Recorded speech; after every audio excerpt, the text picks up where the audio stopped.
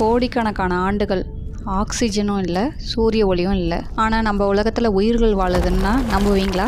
1986 construction work நடந்துகிட்ருக்கு. அப்போ ஆக்சிடெண்ட்டாக under ground cave கண்டுபிடிக்கிறாங்க. அது நார்மல் கேவ் இல்லைன்னு ஃபர்ஸ்ட் ஸ்டெப்லேயே சயின்டிஸ்ட்க்கு புரிஞ்சது.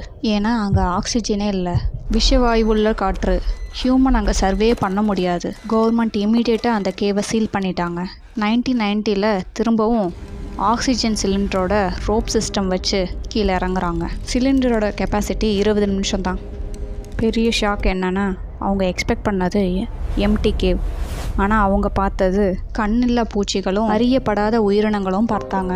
இந்த உலகத்துக்கு சம்மந்தமே இல்லாத எக்கோசிஸ்டம். நம்ம இவ்வளோ நேரம் பார்த்தது ருமேனியாவில் உள்ள மோவிலே குகை. இந்த குகையை திறந்தால் நமக்கு அபாயமா இல்லை கண்டுபிடிப்பா? இந்த உயிரினங்கள் உண்மையிலே பூமியில் தான் பிறந்ததா? ஆக்சிஜன், சூரியன் இல்லாமல் எப்படி இந்த உயிரினங்கள் வாழுது? 5 மில்லியன் ஆண்டுகள். இது எப்படி சாத்தியம்?